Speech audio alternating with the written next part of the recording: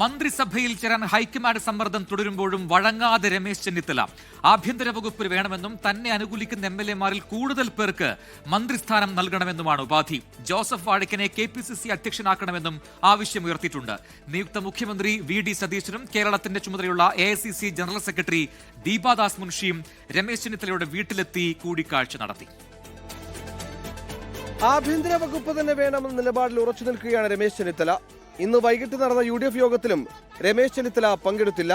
ആഭ്യന്തരമന്ത്രി സ്ഥാനത്തിനോടൊപ്പം തന്റെ പക്ഷത്തുള്ളവർക്ക് കാര്യമായ പരിഗണന നൽകണമെന്ന ആവശ്യവും നേതൃത്വത്തിന് മുന്നിൽ വെച്ചു. എന്നാൽ മാധ്യമങ്ങൾക്ക് മുന്നിൽ പരസ്യ പ്രതികരണത്തിന് ചെന്നിത്തല തയ്യാറായില്ല. നിർമ്മാല്യം തൊഴുത് കഴിഞ്ഞിട്ട് പത്രക്കാരോടുണ്ടായിരുന്നു, അവരോടെല്ലാം വളരെ വിശദമായിട്ട് തന്നെ ഞാൻ സംസാരിച്ചിട്ടുണ്ട്. അതിനപ്പുറത്തേക്ക് ദയവായി ഒന്നും ചോദിക്കരുത്, എനിക്കൊന്നും പറയാം. ഇല്ല, പുള്ളി ഒരു അറിയിപ്പുമില്ല. നിയുക്ത മുഖ്യമന്ത്രി VD സതീശൻ രമേശ് ചെന്നിത്തല വഴുതക്കാടുള്ള വീട്ടിലെത്തി കണ്ടു. ചെന്നിത്തല മന്ത്രിസഭയിൽ ഉണ്ടാകുമെന്ന കാര്യം പാർട്ടി തീരുമാനിക്കുമെന്ന് നിയുക്ത മുഖ്യമന്ത്രി. അദ്ദേഹം എൻ്റെ ജ്യേഷ്ഠ സഹോദരന് തുല്യനായ ഒരാളാണ്, എൻ്റെ നേതാവായിട്ടുള്ള ഒരാളാണ്. അല്ല, അതൊക്കെ ഞങ്ങൾ പാർട്ടി ചർച്ച ചെയ്തുകൊണ്ടിരിക്കുന്ന കാര്യങ്ങളാണ്. അത് അദ്ദേഹവുമായിട്ട് തന്നെ കൂടിയാലോചിച്ച് ആ കാര്യങ്ങളിലെല്ലാം തീരുമാനമെടുക്കും. ദീപാദാസ് മുൻഷിയും ചെന്നിത്തലയുമായി കൂടിക്കാഴ്ച നടത്തി. പരിഗണന ഉണ്ടാകുമെന്നാണ് ഉറപ്പ്. I am speaking to all the leaders. Ramesh is standing.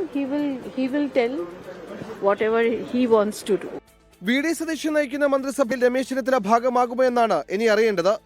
കേരളത്തിലെത്തിയ AICC general secretary KC വേണുഗോപാലും ചെന്നിത്തലയുമായി ചർച്ച നടത്തും. 24 തിരുവനന്തപുരം.